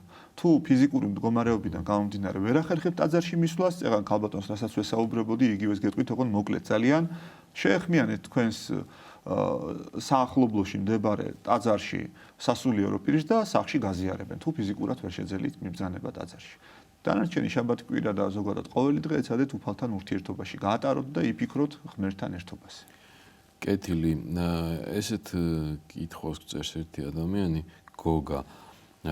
თუ შეიძლება კვირაში 2 დღე მარხვა, 2 შაბათს და 4 შაბათს? ეს ძალიან ინდივიდუალური საკითხია. ეხლა ძველად 2 შაბათ დღესაც მარხულობდნენ. იყო ეს ტრადიცია. ზოგჯერ ტრადიცია გვეუბნება, რომ მხოლოდ სასულიერო პირები მარხულობდნენ 2 შაბათ დღეს და კვირაში 3 დღე იყო მარხვა, 2 შაბათი, 4 შაბათი და პარასკევი სასულიერო პირებისთვის და ერის ხალხისთვის 4 შაბათი პარასკევი და ზოგიერთი ვერსია გვეუბნება, რომ 2 შაბათ დღეს საერონიც მარხულობდნენ. გააჩნია ალბათ პრაქტიკას და ტრადიციებს. დღევანდელ დღეს უკვე საკმაოდ დიდი ხანია ეკლესიამ დღეში 2 მარხვის დღე დააწესა. ეს არის 4 შაბათი და ეს არის პარასკევი დღე. 4 შაბათი დღე იუდას მიერ ქრისტეს გაცემას უკავშირდება და შესაბამისად ჩვენ აი ამ მდგომარეობით მარხვით გამოვხატავთ უფალთან მადლიერებასაც და სინანულსაც კაცობრიობისაგან ღვთისადმი ღალატისთვის და პარასკევს კიდე ქრისტეს ჯვარცმის დღეა და შესაბამისად ქრისტეს ჯვარცმასთან დაკავშირებით გამოვხატავთ ჩვენს მარხვით მზაობასა და მდგომარეობას. კეთილი. შევცვალოთ ეს. 4 შაბათი შეათანხმეთ მოძღვართან. ეს უნდა გეთქვა. ესეთი სურვილი აქვს ადამიანს მაინც და მაინც, რა ვიცი. კეთილი, გიორგი გწერს, გამიგიაო რომ რელიგიაო ებრაელებმა მოიგონეს მასების სამართავადო და ამაზე რას მეტყვით? ხო, ნუ ეს ებრაელები ცოტა ისე მე რამ სულ ესე ხვდება ხოლმე ეს ტერმინი, ეს ეთნო ტერმინია ჩემო ძვირფასებო. ებრაელები ძალიან ჭკვიანი ხალხი არიან, რახანც ესე ეთნოს შევეხეთ. ეთნოსი არის ძალიან ჭკვიანი. ვისაც სანათესაოში ებრაული სისხლი ურევია, ეს ჭკუა და ნიჭი სხვანაირად გამოყვებათ ხოლმე და სხვანაირად ამჟღავნებენ თავიანთ უნარებს. ეს მართლა ესეო რომ ჭკვიანი ხალხი არიან. მაგრამ ეხლა რელიგია მოიგონეს მასების სამართავად, ეგ ძალიან არაარგუმენტირებული საკითხია. არსებობს შეთქმულების თეორიები, არსებობს ფსევდოარგუმენტაციის პრინციპი, როცა ნაყალბევ და მცდარ არგუმენტებს იყენებენ აი ამ მოსაზრების არგუმენტაციისთვის. მე რაც კი მომისმენია, რაც კი მინახავს, რაც კი წამიკითხავს, რეალურ კრიტიკას ეს თეზისი, რომ ებრაელებმა მოიგონეს როგორც რელიგია ადამიანების სამართავად, ვერ უძლებს. ვერ უძლებს. ახლა აქ ამას ყველაფერს ვერ გავშლით, მაგრამ ვერ უძლებს, იმიტომ რომ არ არის ეგრე. არ არის ნამდვილად ეგრე, ეგრე იყოს, მაშინ სადაც ებრაელებს არ ქონდათ ურთიერთობა, მინიმუმ ამას ვამბობ, იქ რელიგიის ნიშანწყალი არ უნდა არსებობდეს, ხო? და ჩვენ ხედავთ დედამიწაზე, ებრაელებს ფეხიც კი არ ქონდათ დადგმული, რელიგიები არსებობდა, რელიგიური ნიშანთვისებები და რელიგიური მსოფლმხედველობა არსებობდა. ანუ მიხვდით ხო რის თქმაც მინდა. ანუ შეიძლება ვინმე მოდესმე გარკვეული იდეოლოგია თუ ფილოსოფიური იდეოლოგიური ხედვა გამოიყენოს ვიღაცის სამართავად და манипуლირებისთვის, მას შორის მასობრივი манипуლირებისთვის. მაგრამ ასე თქმა რომ ზოგადად რელიგია მოიგონეს გარკვეულმა ეთნო ჯგუფებმა ან გარკვეულმა ადამიანებმა იმისთვის რომ სხვები ემართათ, ყოველგვარ არგუმენტაციას არის მოკლებული. რა არგუმენტებიც არსებობს, ძალიან ადვილად გაქარწყლებადი არგუმენტები არის ეს არგუმენტები და შესაბამისად ეს თეორია პრაქტიკაში მალევე ქარწყდება ხოლმე, როცა უფრო სერიოზულად და სიღრმისეულად მიუდგება ადამიანი ამ საკითხს. რელიგიის განვითარებას თავისი საფეხურები აქვს, რელიგიური ცნობიერების განვითარებას და ზოგადად რელიგია როგორც მდგომარეობა მასების კონტროლთან არავითარ კავშირში არ არის დღესაც კი. ანუ ვინც ამ კითხვას სვამს ხოლმე, რელიგიას დღესაც კი ესე უყურებს, რომ რელიგია არის მასების კონტროლის ინსტრუმენტი. ანუ დღესვე ეგრე გონია და მე შესაბამისად კითხვას სვამს, რომ რელიგია ხო ეგ არის, რომ მასები აკონტროლო, ხო და ვინ მოიგონა? ანუ შეცდომაა უკვე ეს. რელიგია ეგ არ არის, რომ მასები აკონტროლო. და შესაბამისად ვინ მოიგონა ის, რითიც მე მასები კონტროლდება რელიგიას რომ დაუძახებ მაგას. უკვე ან დარღვეულია მოკლედ რა, ყოველგვარ ჯანსაღ აზრს. რელიგია არის კავშირის აღდგენა ღმერთთან. რე ლიგარე და ასე შემდგომ მრავალი ფორმა არსებობს ამ ტერმინის ჩამოყალიბების გრამატიკული ფორმაცია, მაგრამ მარტივად აგიხსნით.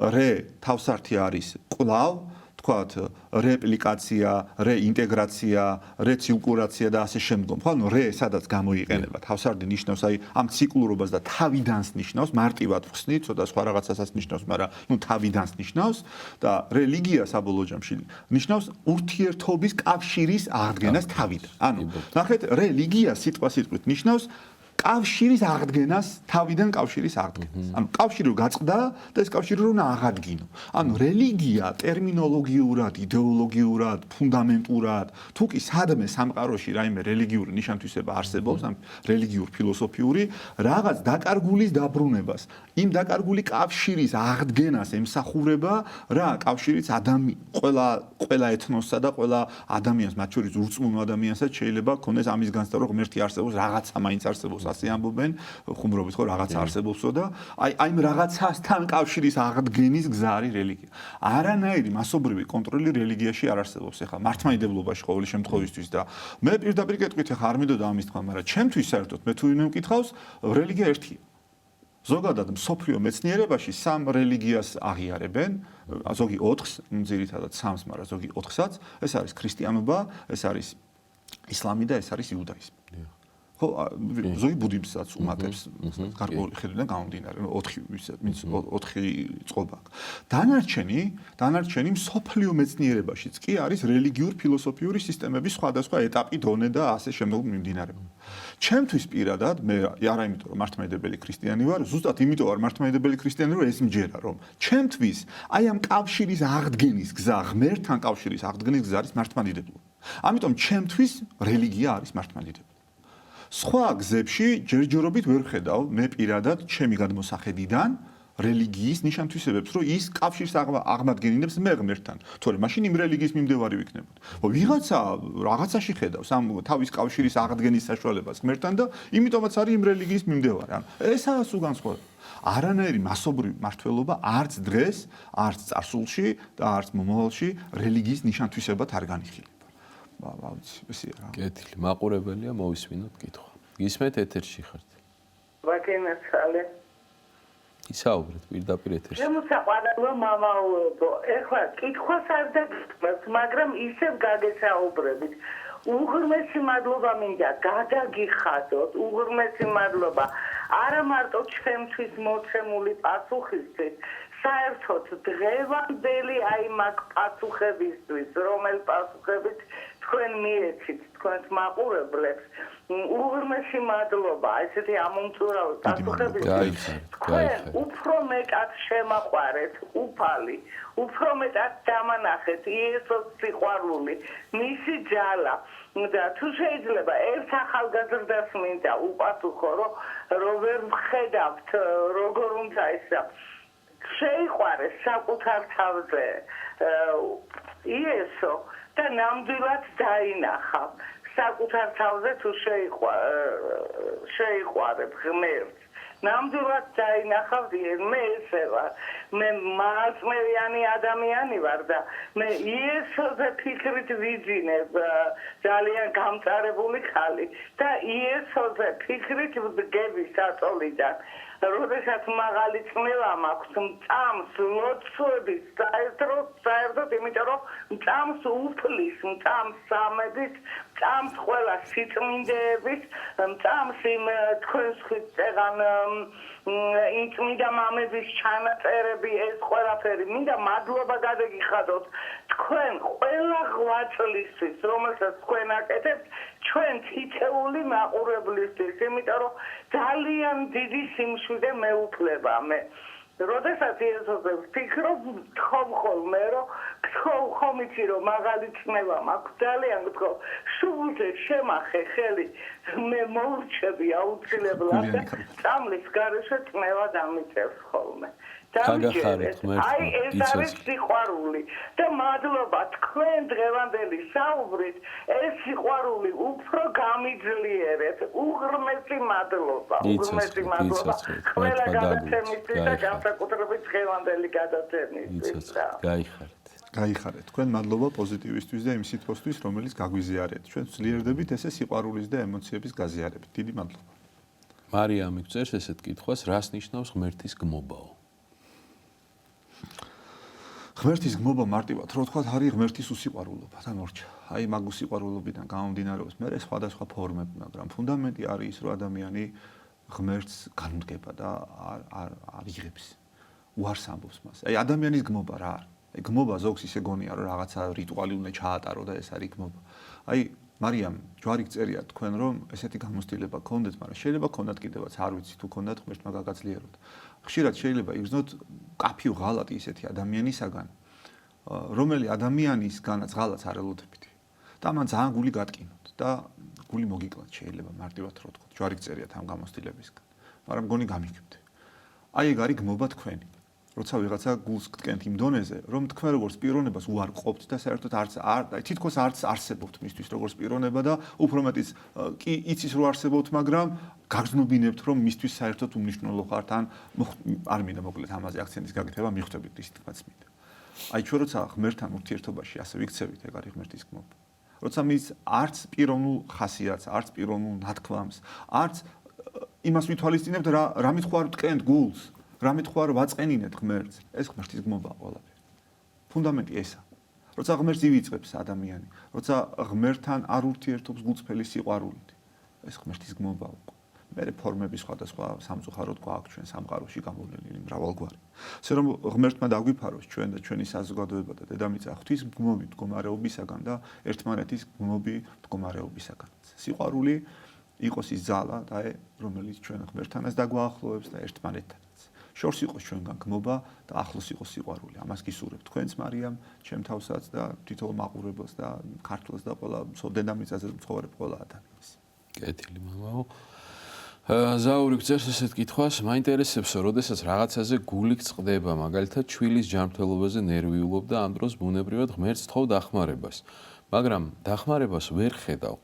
მე ასე დროს უიმედობაში ვარდები და ზოგჯერ ნაწყენდები კიდევაც ღმერთზეო. რას ურჩევდით და რას უპასუხებდითო ამგვარ მდგომარეობაში მყოფ ადამიანს? რა უნდა უპასუხოთ, ცოტა ესეთი გამოცდილება ყველას გვაქვს ალბათ ადამიანს ცოტა და ეს სულიერი ზრდა როცა ხდება ადამიანში, მე სხვა თვალით იწყებს ადამიანი სამყაროს აღქმას. მათ შორის იმ საკითხების აღქმას, ეხა რომელიც აგერ კითხვაში ჩანს. როცა ვიღაცა ცუდად არის, კიდევ ერთხელ ვამბობ, თუნდაც ჯანმრთელობის მდგომარეობის პრობლემა აქვს. ეს სრულებით არ ნიშნავს იმას, რომ ღმერთი არ არის იქ, ან არ გისმენს, ან არ გეხმარება. ღმერთს არასდროს უნდა რომ ვინმე ცუდად იყოს, კიდევ ერთხელ ვამბობ. ეს ღმერთის ნება არ არის. ეს სამყაროსეული დაცემული მდგომარეობის შედეგია. ან გარემო ამოწამლული, ან საკვები გვაქვს უკვე უვარგისი. ჩვენ ისევ ადამიანების ბრალია ეს ყველაფერი. ან ნერვიულობები გვიწევს, ან არაჯანსაღი ცხოვრების გამო გენეტიკური დაზიანებები ხდება ადამიანის და ეს მერე დაავადებებში გამოვლინდება. ანუ მან ღმერთი, ესე კი არ არის რომ ღმერთი წყვეტს რომ ეხა შენეს დაავადება დაგემართება და შენეს დაავადება დაგემართება. ეს უბრალოდ დაცემული მდგომარეობის შედეგია შემოძირფასო. და იცოდეთ რომ როგორც კი ადამიანის ნეულებაში იმყოფება, ღმერთი იქ აუცილებლად აუცილებლად ეხმარება, აუცილებლად გვერდში უდგას. თავარია ადამიანმა კიდევ ერთხელ ვამბობ, ეს ყველაფერი დააფასოს და დაინახოს. და ზოგჯერ ჩვენ კონკრეტული ამოცანა გვაქვს, ზოგჯერ ჩვენ კონკრეტული ფიქრი გვაქვს, რომ აი თქვათ, მალევე ეს შედეგი გვინდა მივიღოთ, ან მალევე თუ არა კონკრეტულად ეს შედეგი გვინდა მივიღოთ. იმიტომ რომ ჩვენ მაინც მატერიალისტურ სამყაროში ვიმყოფებით და აი ამ სამყაროს საზომით ვზომავთ რაღაცებს. მარტივად რო ვთქვათ, აი ნახეთ წმინდა გიორგი ავიღოთ. წმინდა გიორგი ავიღოთ. ყველაზე საყვარელი წმინდანია ქართველებისთვის დარწმუნებული ვარ. აი წმინდა გიორგი როგორც ადამიანი, როგორც კაცი.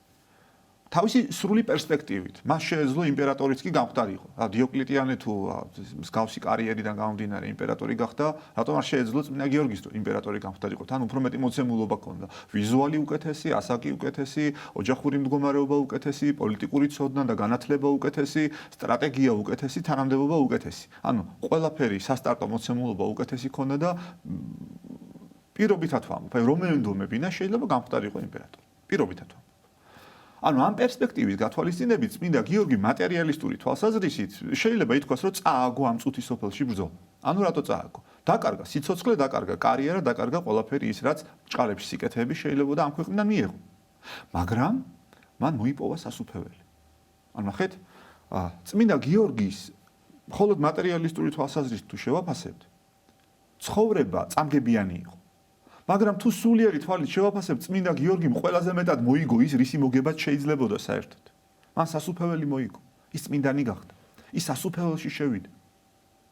ზოგჯერ ჩვენ ცხოვრებაში ეხლა ჩემი თავიდან გამომდინარე გეტყვით რა, თვალი დავიზიანე. კიდე ჯანმრთელობის რამდენი პრობლემა მაქვს ბავშვობიდან მოყოლებული ავი, ვინ დათვლის, ხო? და ახიფათიანი ვარ, მე თვითონ ისეთი რისკიანი ადამიანი ვარ და ხშირად ისეთი რაღაცები გამირისკავს, რომ უყურებ მეცინება ხოლმე, მამაო და ისე დაავადებებში აღმოჩენილ ვარ ჩემი დაუდევრობით, ღმერთი რა შუაში იყო იქ, ჩემი დაუდევრობით, რომ მიკითხავს ჩემი თავით რა გინდოდა დაგენებებინა თავი, რა გინდოდა დაგენებებინა თავი. მაგრამ აქვთ ეგეთ ხასიათი. აი ხა მე რო ვთქვა რომ ღმერთო რატო დაუშვი ჩემ ცხოვრებაში ესე ცუდად ესე რა შენი ბრალიან რომ გავბრაზდე რომ რატო არ გამიმთელე რატო არ მირჩველე ჩემ თავზე ვამბობ ნუ 4 შვილი მყავს და ვიცი ხა შვილთან მიმართებით ეს ემოცია გაცილებით უფრო რთულია და უფრო მეტად მძაფრია ხოლმე როცა შვილი ავადობს ვიდრე მე ხო იმიტომ რომ ჩემი თავია და მე უფრო ვიტან შვილი რო ავადობს უფრო ნერვიულობ ბუნებრივია ყველა შვილს ჯანმრთელობას უსურებ მათ შორის ამ ბატონის შვილს ვინც ეს კითხვა დასვა მაგრამ მე ნახე რის თქმა მინდა მე როგორც პიროვნება ღმერთმა დამანახა გზა, რომ თუნდაც ჩემი დაავადება, ჩემი სნეულება თუ ჩემი მდგომარეობა გარდამექმნა მინუსიდან პლუსისკენ. ანუ რაღაც სარგებელი მიმეღო იქედან უფრო მეტი, ვიდრე ზიანი მოაქვს მას. ზიანი ყველა ვარიანტში მოაქვს. ელემენტარული ფეხი რო აქტივდება ადამიანს, იმას ზიანი მოაქვს. კბილი რო აქტივდება, ზიანი მოაქვს.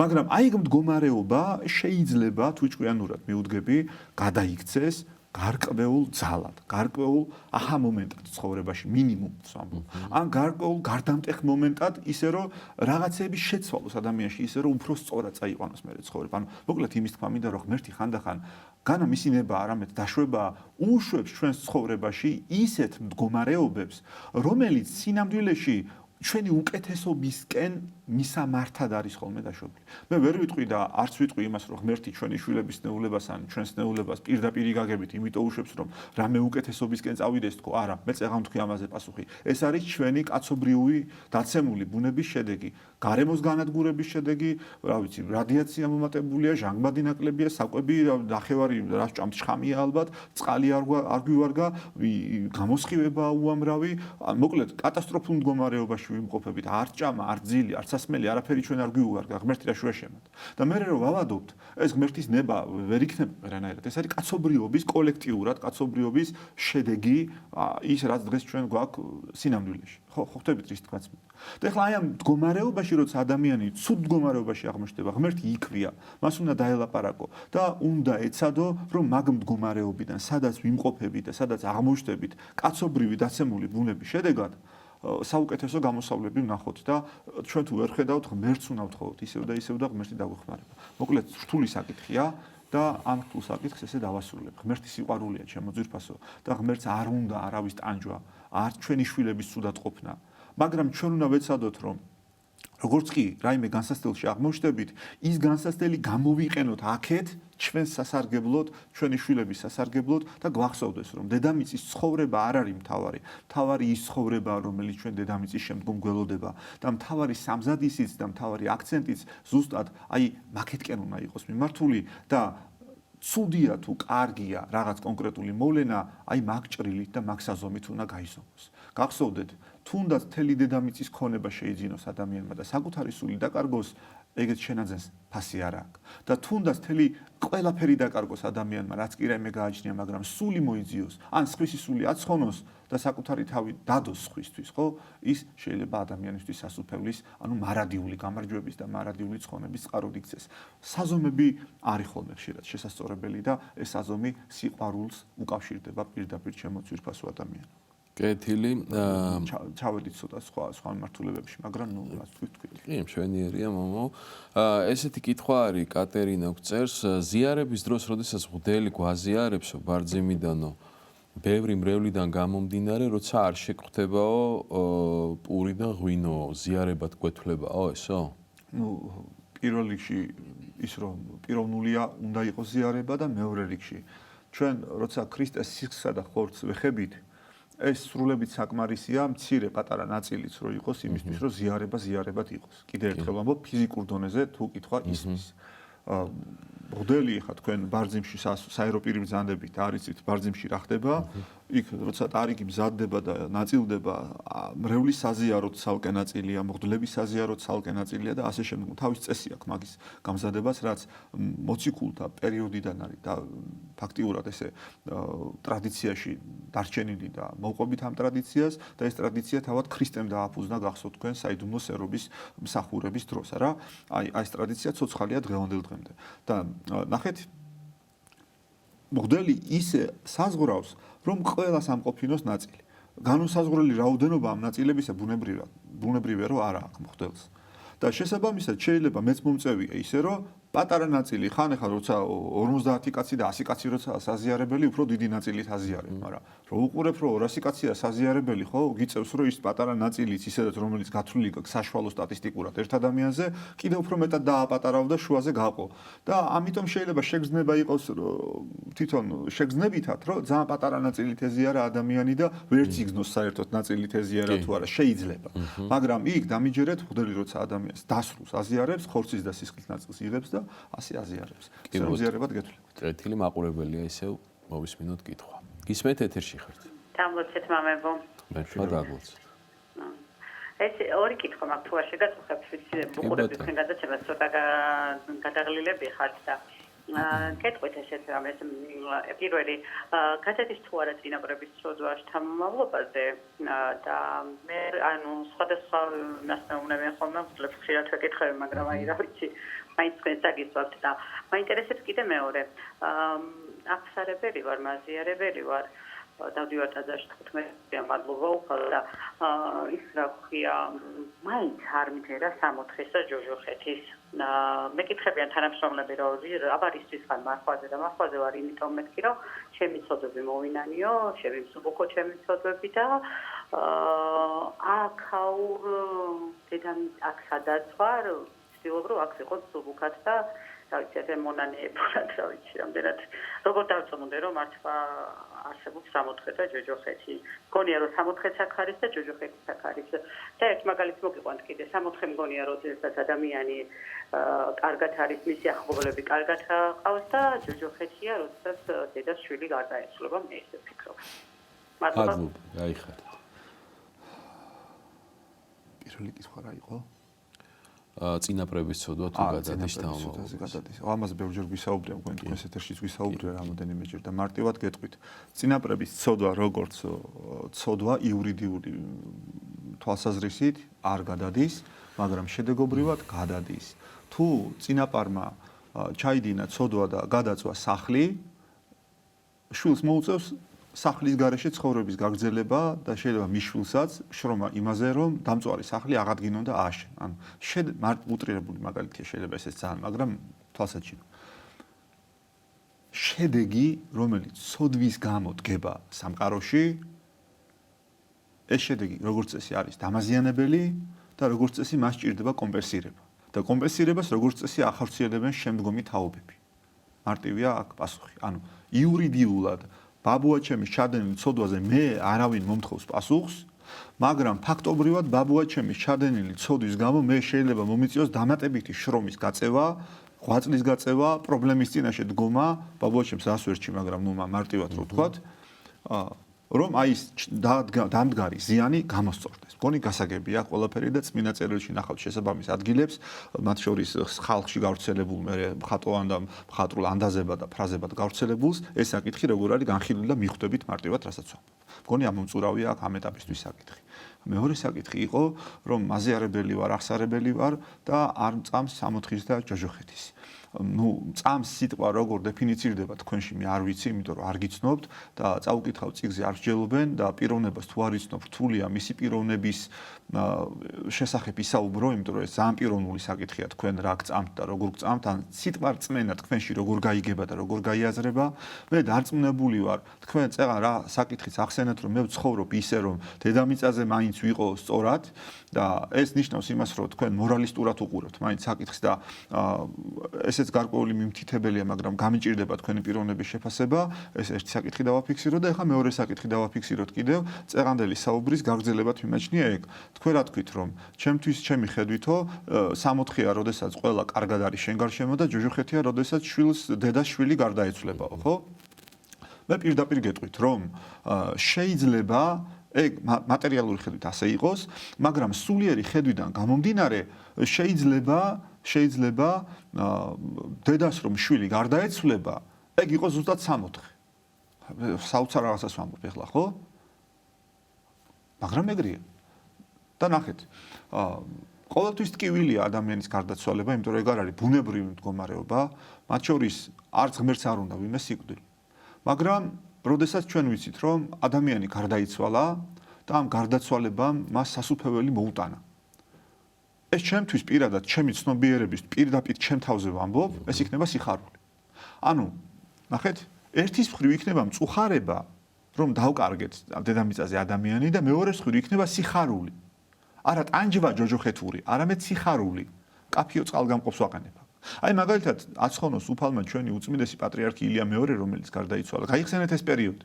ერთის მხრივ ხომ ძალიან დიდი ტკივილი და მწუხარება იყო ჩვენ გულებში. და მეორეს მხრივ რაღაცნაირი სითბო შემოიტანა უწმიდესმა თავისი გარდაცვალებითაც კი. განსაკუთრებული სითბო, განსაკუთრებული სიყვარული, ანუ რაც მან იცხოვრა დედამიწაზე და სითბო და სიყვარულის თესა და ამრავლა თავისი ამ ქვეყნიდან მართლა გარდაცვალებით, აი ეს სიტყვა ზუსტად უხდება ამ მდგომარეობას. თითქოს კი არა უფრო მეტი სიყვარული და უფრო მეტი სითბო დაატრიალა და ჩვენს გულებშიც ჯოჯოხეთის მაგივრად რაღაცნაირი სიხარული იყო. აი ამას ვერ ვამბობ. მაგრამ ესე იყო. თან გული ხო დამწყდა და ძალიან დამწყდა გული და ვინერვიულე, მაგრამ რაღაცნაირი სიმშვიდე და სიხარული იყო მთელს ერთში. მწუხარებასთან შეზრდილი. და ეს რატო არის ესე?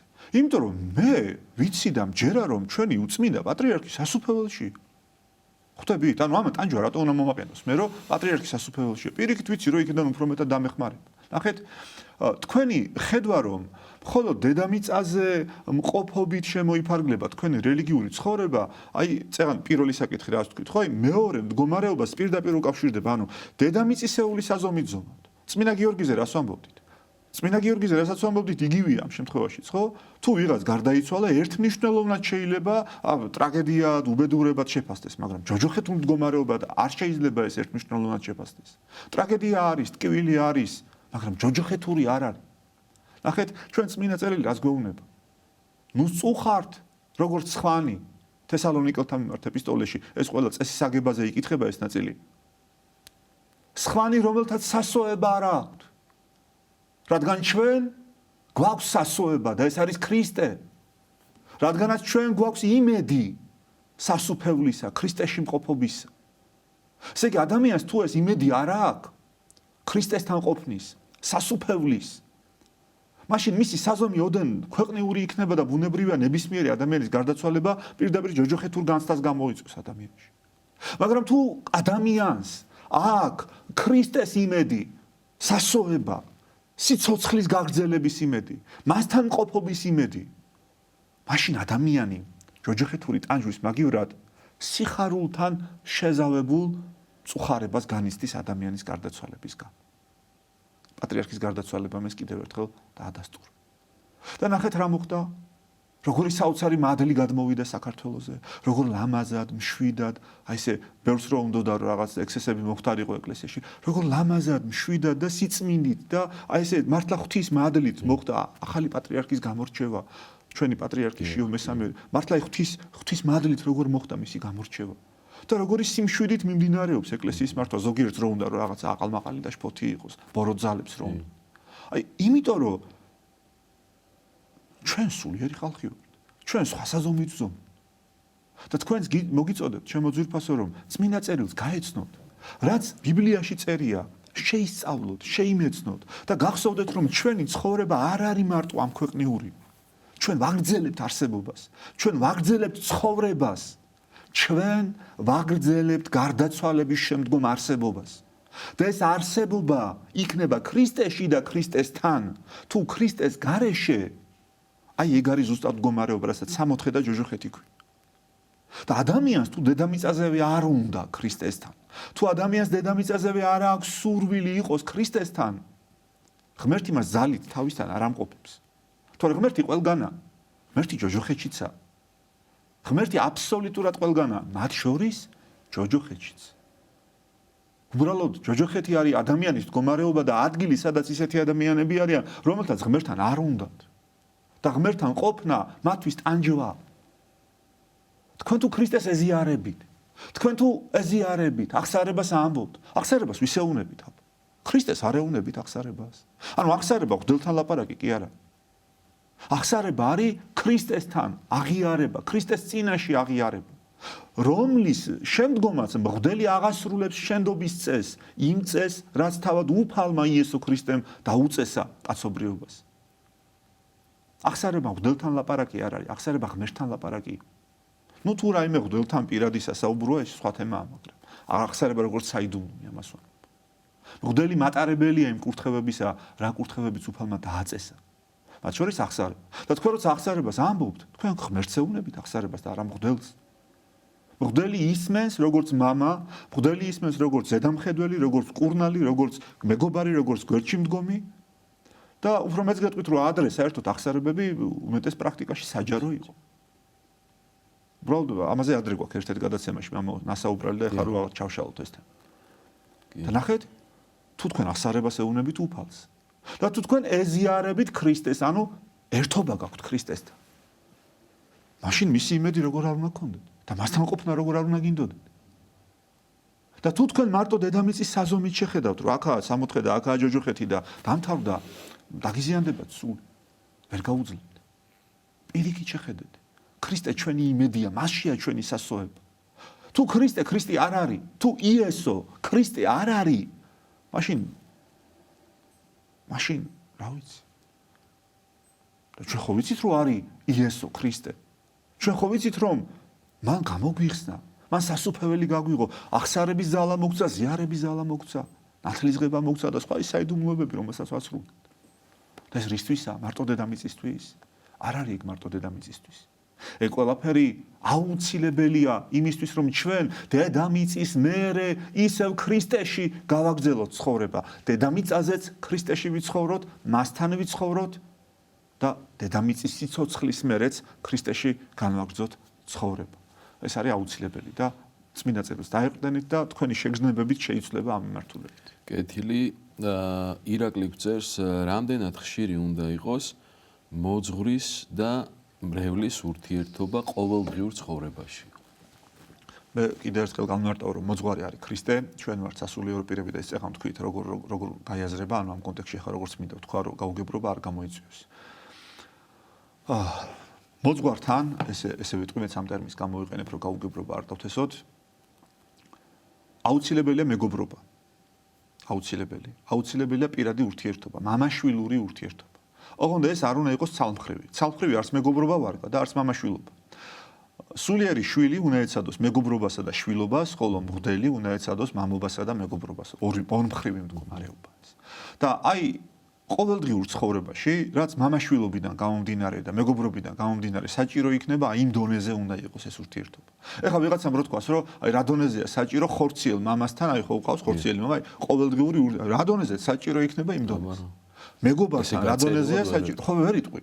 აი რა დონეზეც საჭირო იქნება, სადაც საჭირო იქნება და სადაც მოითხოვს მოცემულობა, ან გაგიხარდება უბრალოდ საჭირო, მარტო საჭიროება ხო არა? შეიძლება პირადი ურთიერთობა, კითხვა გინდა უბრალოდ როგორ ხარ მამაო, ამის კითხვა გინდა, რავი, ყავა დავლიოთ, ჩაი დავლიოთ, ან რა ვიცი, რაღაცა გავისერინოთ, დავждეთ, რა ვიცი მე, ვისაუბროთ.